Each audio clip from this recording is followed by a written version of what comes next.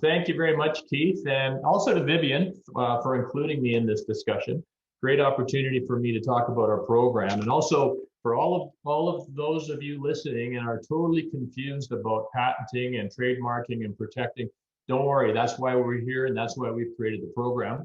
I apologize to those who already know me. I recognize some names and faces, even some of our innovators on the call today. But for those who don't, and you're wondering who the heck is this guy to talk to us about anything, I am Micetich. I have founded 7 companies, as mentioned. I have been called a serial entrepreneur for that.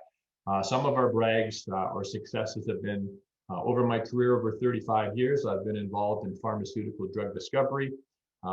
We have been, over those companies, have employed over 1,000 people in the city of Edmonton. We've come up with over 200 compositional matter patents of our own. We've collaborated with 500 companies around the world, including 50 staff members contracted to Pfizer, 23 to AstraZeneca, 15 to Merck, and on and on and on. We have several claims to fame, but one of the biggest that I'm tired of talking about, but one of our biggest is in 2016. We signed one of the largest licensing deals in Canadian biotech history, licensing our drug to Hoffmann La Roche for $750 million plus milestones and royalties. So we've had tremendous success. In addition, I serve on several boards and organizations. I'm a mentor with CDL in Calgary, a mentor with BMS at the University of Alberta, an advisor to Health City, a board member of what used to be Economic Development, now Explore Edmonton, also Tech Edmonton, helping Tech Edmonton with the wind down. So I am intimately familiar with the Edmonton ecosystem, and I'm a strong believer and supporter and promoter on my soapbox regarding, if you want to help innovators, especially early stage innovators, you need to engage those who have been there, done that, those that have been there successfully. It's really easy to start up a company. Anybody can do it, but it's really difficult to start up a viable and investable company. And our city of Edmonton, bless our souls, we're great at creating startups, but we're not very good at creating viable, investable startups. So in 2020 November, I was approached by Deborah James of the University of Alberta to help the University of Alberta change a reputation from being a strong and reputable world-renowned research institute to becoming one that's very strong at innovation commercialization. Now, there's lots of roadblocks within academia. There's a valley of death where most academic innovation dies. It's well known, and unless you're engaged in it or trying to move innovation out of it, you really can't comprehend how difficult that valley of death is. And so our program is designed to overcome the valley of death. But in addition, we have intimate understanding of our ecosystem. Our valley of death is even bigger because of our ecosystem. There's a lot of outside things that you have to negotiate. So our program involves bringing founders who have been there, done that to the table. So let me just switch first slide. So regarding commercialization,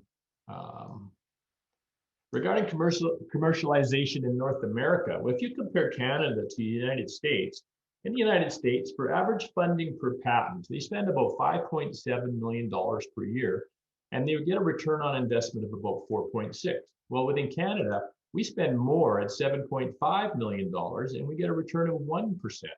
And if you look at the University of Alberta, one of the top 5 research institutes in Canada, one of the top 48 in the world, we're one of the worst at commercializing. So even with the poor record at commercializing, compared to North America speaking, within Canada, the University of Alberta totally sucks. We have not done a great job compared to the amount of great research that we're doing. And so we were engaged by Deborah James with the university to try to change that, like do things differently and change it.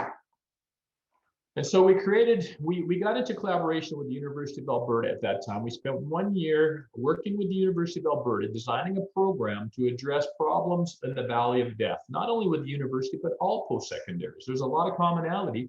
The university is a different beast. It has different problems, but the problems are still the same with any innovator trying to commercialize their opportunity. So we are not an accelerator, we're a pre-accelerator. We are helping innovators from the ground floor, from an idea in a professor's head where they think they have this great technology, right through to somebody who's actually created a company, raised some money, and then they're stuck. They just don't know how to take it beyond family and friends funding or investors funding, and they want to take the company. So we're helping innovators within post-secondaries on that full scale. So we're a pre-accelerator designed by Brasstone in partnership with the University of Alberta to facilitate the launch of successful commercial ventures from academia. And the reason we emphasize designed by Brasstone and facilitated by Brasstone, which is my company of business experts, is because it is an industry-created, industry-facilitated, industry-driven program. It's not an academic program. It is not run by the University of Alberta.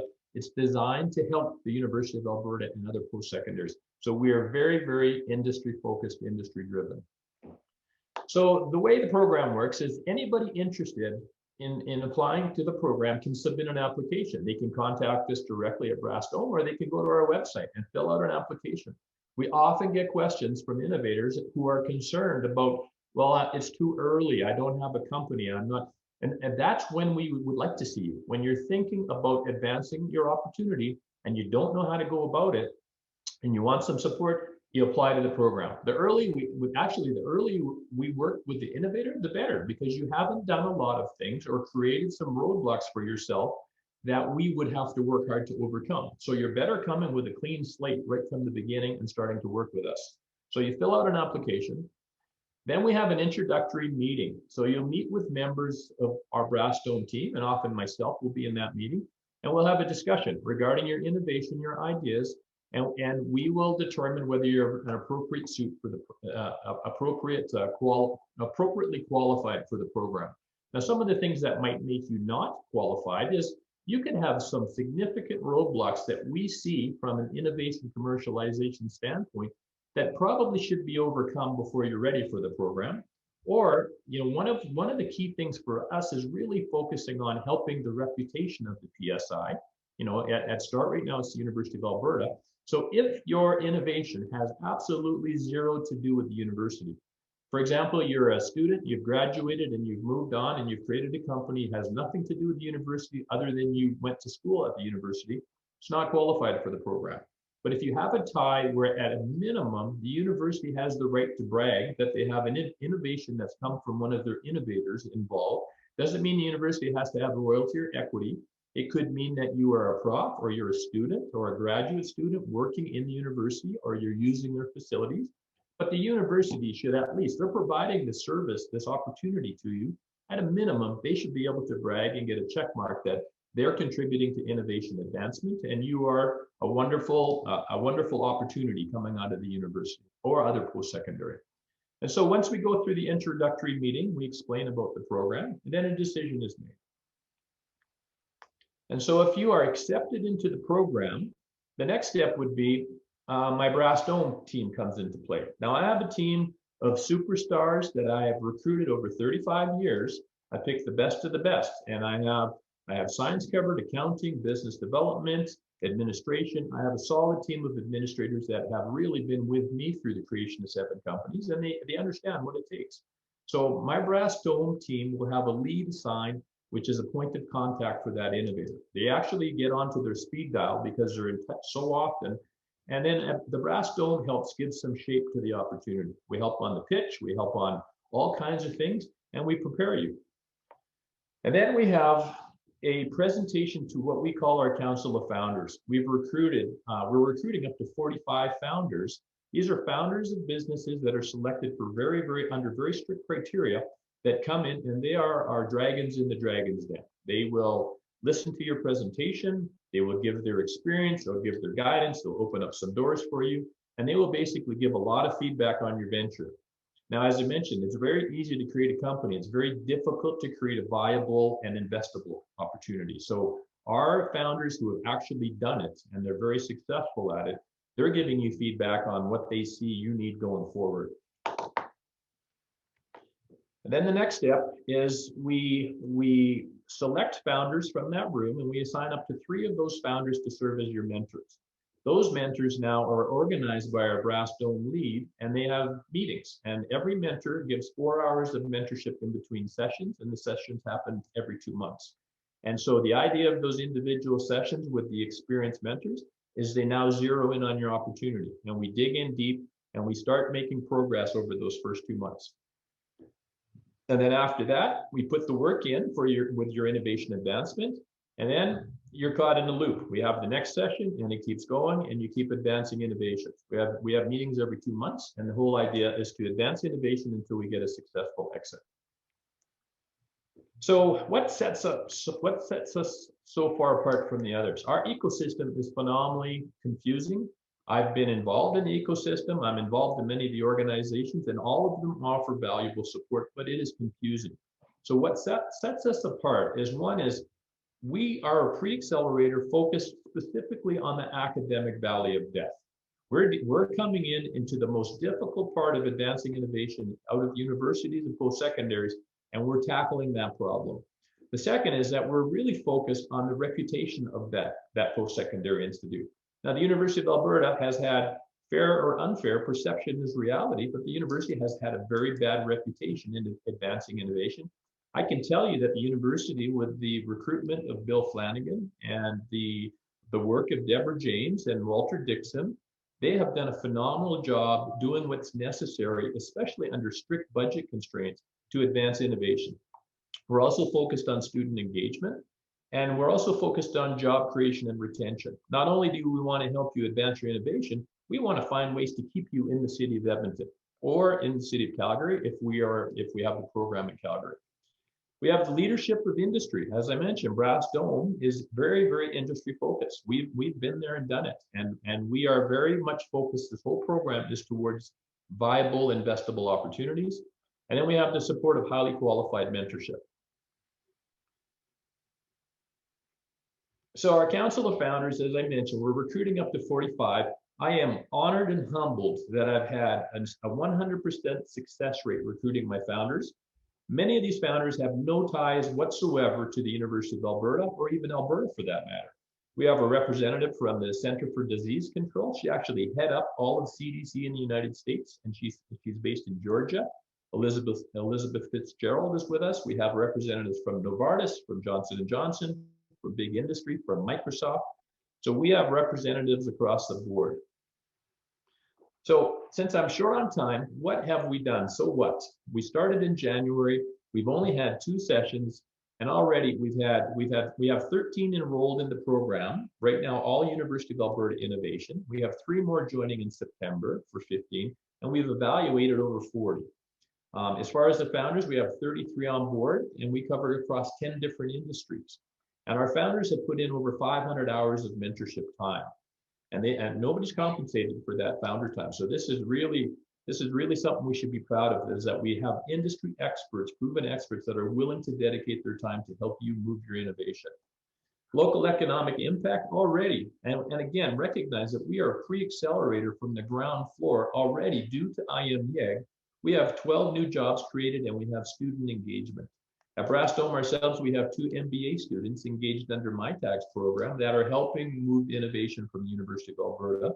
And our strategy there is, once you're successful and we've had an MBA student engage with your business, highly likely that they're going to have a continued chance of employment. And if they're settled in Edmonton, highly likely that that company is going to want to stay in the city of Edmonton. We have network access. Is extremely important when you have the connections, because we've had 10 plus industry introductions where we have validated and we've discussed partnering and licensing off the ground floor. We've had some help on our target product profiles. So we've got before industry early, and we've done, in fact, one of them we've done under non-disclosure, where our founders actually signed agreements, sat with the innovators in the meeting, supporting the innovator from the University of Alberta. And we have phenomenal success, and we're super excited. We might just be knocking a few of these ones out of the park early. As far as financing go, again, understand that we're early. We just started in January with PreAccelerator program. We're already positioning several ventures, and we're actually looking at between $8 and $10 million needing to be raised very soon. As far as expansion goes, we've been approached by other post-secondaries. We've focused on University of Alberta. We have 5 others that are interested, and we're in discussions now beyond the city of Edmonton. Right now, we want to get Edmonton in order, and then we're looking at possibly expanding to Lethbridge and Calgary as well. And on that note, because I'm out of time, I will close and open for questions. Thank you very much, Chris. That was very good. Again, lots of information. it's good to get the word out, especially for such a newly developed initiative like this. And I have a question for you right off the bat. The Valley of Death. I've never heard it referred to that before. Can you, I don't want anyone to panic here, because maybe people have these ideas and they've been kind of running with them and working with them. What are maybe some of the signs that one is going into or approaching, or maybe already in the Valley of Death with their idea or their knowledge or their innovation? What should we be looking out for? I think there's a long list of things that I could tell you right now, but one important point is, if you remember when Jan Reiger presented at the beginning, she was asked a question in terms of if she could hit rewind and really needed something at the onset, what would it be? And she mentioned the business support and the business validation. There is a massive jump between academia and business, and academics. And it's not, I believe a company to be successful needs them both. Very, very rarely will you find an academic that has the business know-how, knowledge, experience, and savvy to do it all. You have a few exceptions. You have a guy like John Lewis. He's creating companies like crazy. He's an academic, but he's learned that business angle very quickly. So what we find in the Valley of Death is what you think is a great opportunity might not be a very investable, viable business opportunity.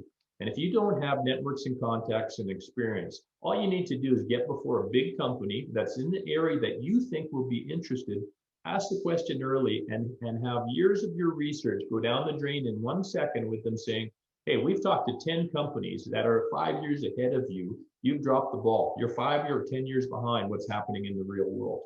So if you don't have that connection to the business world, what you think you're doing could be totally on the wrong track. And we found that with a couple of the early applications that have come into the program. When we looked at it, they did not have the competitive advantage they thought they had. So that's one aspect, but it's really that jump from academic to business. That's where most dies. If you don't have that business input and experienced input early, you can spend a lot of money, raise a lot of money, take a lot of your family's money, and have it go down the drain in 2 seconds of time when you talk to somebody who's been there. So basically, going into the Valley of Death is not necessarily an active process. It's a lack of activity on the part to not reaching out sooner in many ways. I think that's one aspect. There's a lot of others. Most academics are more CTOs or CSOs, not CEOs. Mm-hmm. And there's a lot of business strategy. There's just many different factors that drag you into the Valley of Death. Also, you'll never take a business forward unless you're willing to go all in. You often hear that term, skin in the game. Well, an academic can't create a company on the side and really give it traction unless at some point in time they're ready to make the jump or replace them to have somebody able to make the jump. Yeah, that can be the hardest part, letting go.